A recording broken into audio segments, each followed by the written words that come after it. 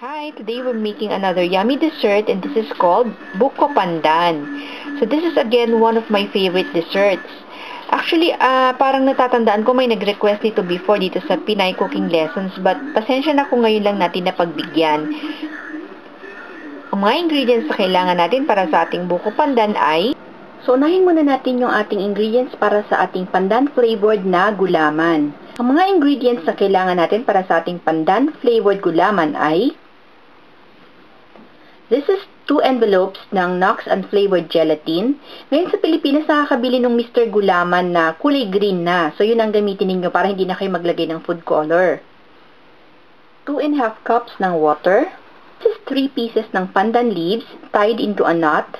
So, yung pandan na nabibili dito, frozen. So, I got 3 and then tinay ko sila all together hanggang nakapag-form ako ng isang knot. This is ½ cup ng sugar. So, if you want to add less or if you want to add more, pwede nyong bawasan or dagdagan yung sugar na i-add ninyo dito sa ating gulaman. And because colorless yung aking ginamit na gelatin, I'm also gonna use a few drops of green food color. Ngayon, if you're going to use yung Mr. Gulaman nga na kulay green, no need for you to add yung green food color natin. To tie our pandan leaves into a knot, so kailangan hugasan muna natin to na malinis. So, mahaba yung ating pandan leaves, ipo-fold natin sa gitna. Then, kapag na-fold na siya, medyo ipo-fold natin ulit siya, and then we're gonna make a knot. And then, yung isang dulo niya, ipapasok natin dun sa butas sa gitna. I have here is a small pot, at nilagay natin yung ating water dun sa ating pot. And then, i-add natin yung ating pandan leaves na binuhol natin into a knot na mag-boil hanggang ma-infuse yung essence ng ating pandan dun sa ating water. So, babalikan natin to. So, what I have here is a small bowl at ilalagay natin dito yung ating Knox Unflavored Gelatin. We're going to add 2 tablespoons ng cold water dito sa ating gelatin at hahayaan natin na mabasa ito. So, hayaan lang natin to muna dito. So, kumukulo yung ating pandan water at na-infuse na yung flavor ng ating pandan leaves doon sa water. So, pwede na natin ngayon alisin yung leaves natin. So, mas madali siyang tanggalin kapag nakanat. Kasi isang kuha lang, tanggal na. So, i-discard natin ngayon yung ating pandan leaves. And then, papatayin na natin yung apoy. So, what we need here actually is about 2 cups lang ng kumukulong tubig. Yung ating unflavored gelatin na binasa natin kanina. So, dito isasama natin yung ating sugar and 2 cups ng ating pandan water.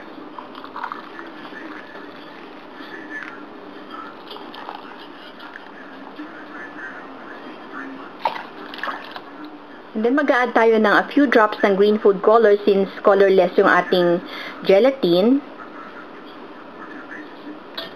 Tsaka natin hahaluin.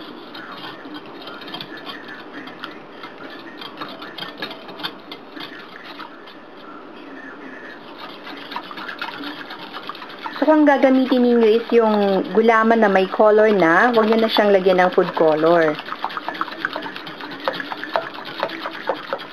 Yan. So, itong ating gulaman, bali kailangan mag-set ito. So, para mabilis siya mag-set, ilagay muna natin siya sa ref. So, babalikan natin to kapag matigas na yung ating gulaman. Yung ating pandan flavored gelatin ngayon, ikakat natin to into squares.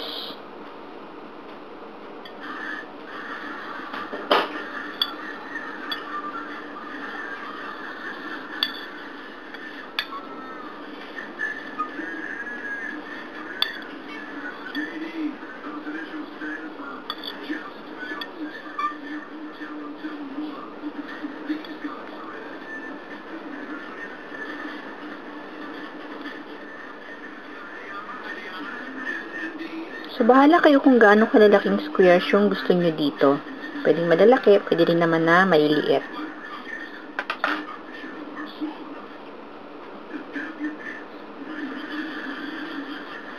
So, kakat lang natin hanggang maubos natin yung lahat ng ating gulaman.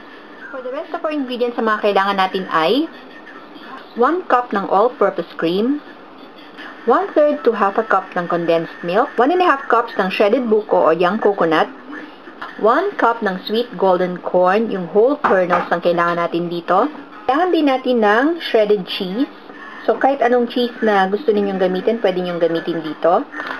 And our pandan-flavored gulaman. So, para sa ating procedure, pagsasama-samahin lang natin yung ating mga ingredients.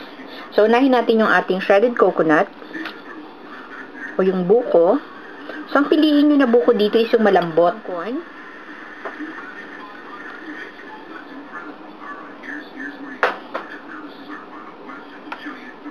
Then, lagay natin yung all-purpose cream.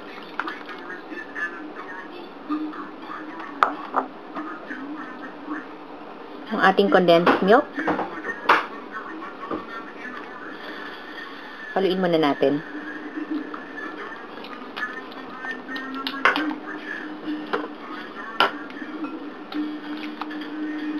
So, kapag thoroughly mix na yung ating cream at saka yung ating condensed milk, pwede nyo siyang tikman para ma-check nyo yung sweetness niya. So, if you want to add more condensed milk para mas tumami siya, pwede.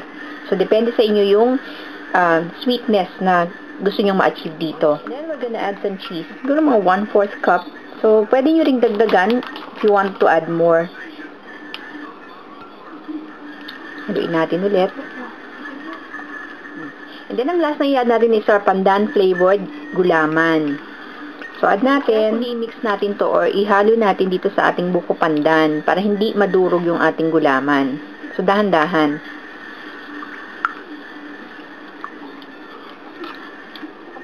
Mix na yung ating buko pandan, pwede nyong check yung taste niya. So, kung kulang sa tamis para sa inyo, pwedeng dagdagan nyo siya ng kaunti pang condensed milk. At kung gusto nyo dagdagan pa ng cheese, pwede rin. Kung natin to i-serve, kailangan i-chill muna natin to thoroughly. So, pwede natin to i-transfer sa isang reusable na plastic container na may lid, and then i-refrigerate natin muna. So, mga 2 to 3 hours siguro, pwede na. So, balikan natin to. We're going to serve our buko pandan. Actually, ito na-chill na natin sa ref for a few hours. So, medyo lumapot na yung sabaw natin. Unlike kanina, before natin siya i-ref, medyo malabnaw yung pinakasabaw natin, di ba?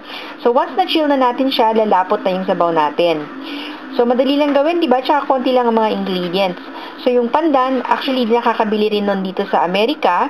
Yun nga lang, frozen. Pero, hindi naman naapektuhan yung taste ng ating pandan-flavored gulaman. Actually, it's the same.